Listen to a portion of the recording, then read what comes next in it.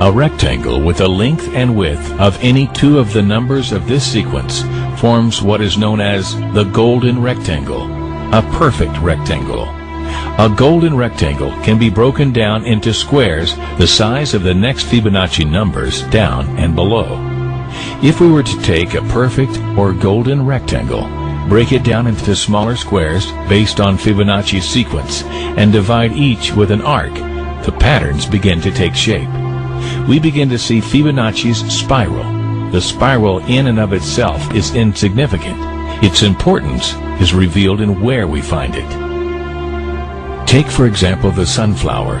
The display of its florets are in perfect spirals of 55, 34, and 21, the sequence of Fibonacci. The fruitlets of the pineapple create the same spiral based on the sequence. The pine cone does the same.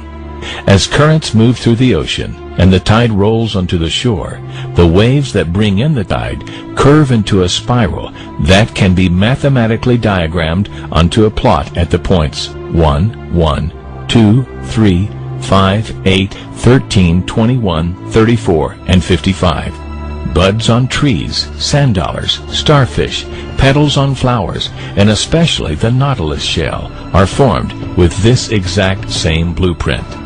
With each segment of growth, the nautilus adds to itself one more value on Fibonacci's scale.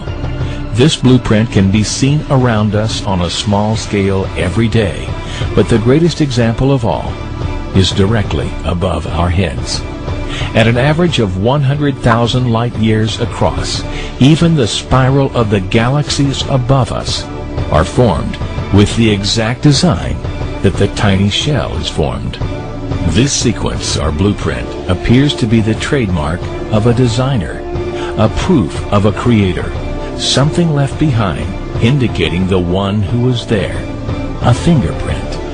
As we scan our universe, from the tiny flower to the awe-inspiring galaxy, we see the fingerprint of God. And we are forced to ask, who is God?